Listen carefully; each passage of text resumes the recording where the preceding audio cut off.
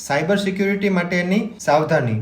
આજના ડિજિટલ યુગમાં પાસવર્ડ આપણા માટે સુરક્ષાનો એક મોટો હથિયાર છે, પરંતુ જો આપણે તેનું સાચું સંભાળ ન લઈએ તો તે જ આપણા માટે મોટું જોખમ બની શકે છે.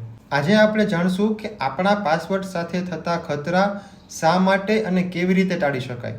તમારા ફોન, લેપટોપ કે કોઈ પણ પબ્લિક ડિવાઇસમાં એટીએમ પિન, બેન્કિંગ પાસવર્ડ કે અન્ય મહત્વની માહિતીને ક્યારેય પણ સેવ ના કરો. એક નાનકડી ભૂલ પણ તમારા બેંક એકાઉન્ટને ખાલી કરી શકે છે. શું તમે જાણો છો કે જાહેર વાઈફાઈ પર પાસવર્ડ નાખવો કેટલું ડેન્જરસ છે?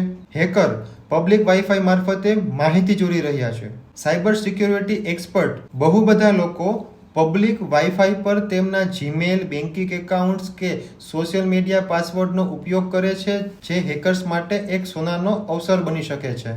ઘણા બધા લોકો પબ્લિક વાઈફાઈ પર તેમના જીમેલ, બેન્કિંગ એકાઉન્ટ કે અન્ય સોશિયલ મીડિયા પાસવર્ડનો ઉપયોગ કરે છે, જે હેકર્સ માટે એક સોનાનો અવસર બની શકે છે. હેકર્સ તમારો પાસવર્ડ ચોરીને તમારો ડેટા પણ વેચી શકે છે અથવા તો તેનો મિસયુઝ કરી શકે છે. તો હવે પ્રશ્ન એ થશે કે આપણે કેવી રીતે સુરક્ષિત રહી શકીએ? હંમેશા મજબૂત પાસવર્ડ બનાવો જે upper case, lower case, number અને સ્પેશિયલ કેરેક્ટરથી બનેલો હોય.